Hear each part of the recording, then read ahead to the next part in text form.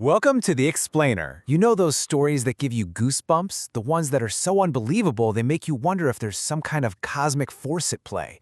Well, today we're going to pull back the curtain on them. Because what if the real magic isn't just in what happened, but in the specific way we choose to tell the story? Let's get into it. Okay, to kick things off, let's dive into a story that just sounds, well, impossible. This is from a collection of real-life accounts, and it is the perfect example of a story that just screams fate. So picture this. It all starts out so normal. A guy named Paul is just grabbing a bite to eat before he meets his new girlfriend. Totally ordinary, right? And this is where things take a turn. He looks down at his money, and one of the dollar bills has a name written on it. Esther. Now the crazy part? The woman he's on his way to meet, her name is also Esther. I mean, come on, what are the odds of that? Paul thinks this is hilarious, a perfect little icebreaker.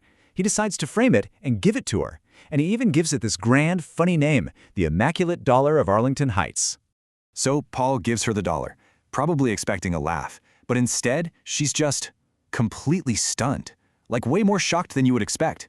And the weirdest part, she absolutely refuses to say why. And that mystery just kind of hangs in the air for years. They end up getting married, and one day they're unpacking boxes, and Paul stumbles across that old framed dollar.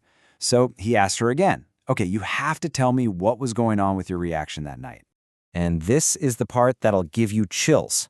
Esther finally tells him the truth. Years before they ever met, she was the one who wrote her name on that dollar. She'd put it out into the world and made a promise to herself that whoever ended up with it, that would be the man she was going to marry.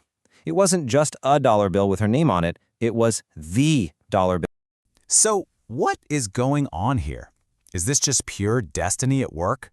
Or is there something else happening? Something in the way this amazing story is being told that makes it feel so magical?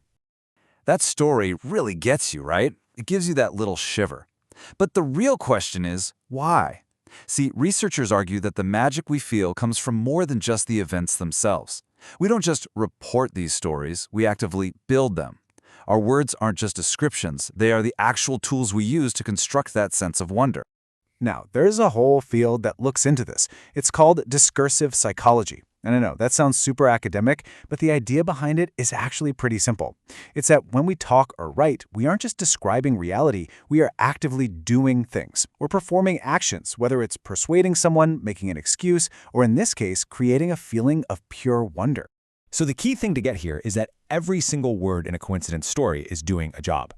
The storyteller is carefully, maybe even unconsciously, building a version of reality that's designed to get a specific reaction from you, the listener. And that reaction is usually awe. So how exactly do we do it? Well, let's pop the hood and look at some of the specific tools that researchers have found in the storyteller's toolbox. We all use these, a lot of the time without even thinking about it. All right, tool number one has a kind of funny name. It's called Doing Being Ordinary. And it's exactly what it sounds like. The storyteller makes a point of telling you how completely normal and mundane everything was right before the weird thing happened. Remember Paul just buying a sandwich? That's a perfect example. Here is another fantastic example. The storyteller is doing the most boring thing in the world, waiting for the kettle to boil, and she says this phrase to herself. Then, just moments later, she finds a pasta box with the brand name Seeds of Change. It's the totally ordinary setting, the kitchen, the coffee, that makes the coincidence pop and feel so incredibly significant. Okay, the next tool is a little more subtle, but it is everywhere once you start listening for it. It's all about using specific words about thinking, words like decided or realized to guide the listener. These are called cognitive formulations, and they help the storyteller separate what was planned from what was pure magical chance. Think about it.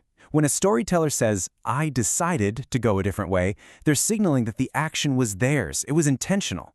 That makes the chance encounter they're about to describe seem completely unintentional and way more amazing.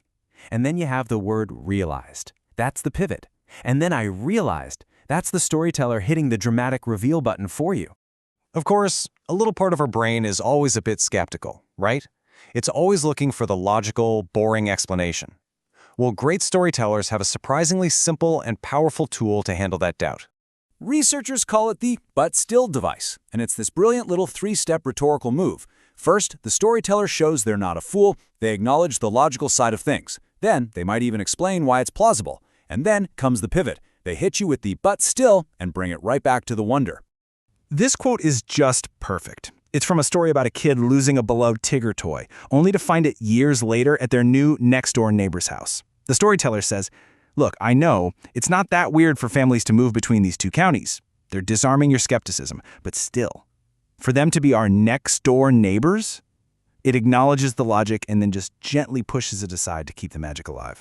So we've been talking about how we use language to create this sense of wonder and fate. But what happens when we use a similar tool to do the exact opposite? What happens when somebody says that something is no coincidence at all? This is a whole different language game. A coincidence story takes two seemingly random things and finds a beautiful, magical connection. A no-coincidence claim takes two events and argues that there's a hidden, often negative, cause that links them. You're flipping the script from wonder to suspicion, from fate to a hidden agenda. And you see this being used as a powerful tool in arguments all the time, especially in media and politics. Take this example. The statement isn't just pointing out two separate facts. That little phrase, "it is no coincidence," is doing all the heavy lifting. It's actively building a cause and effect argument, suggesting one thing is to blame for the other without even having to spell it out. So what does all this mean?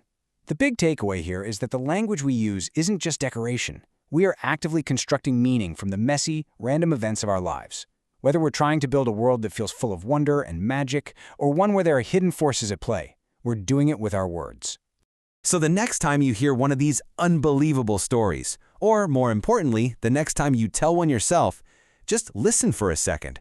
Pay attention to the little words you choose, the details you decide to highlight. Because you're not just reporting on what happened, you're crafting a reality.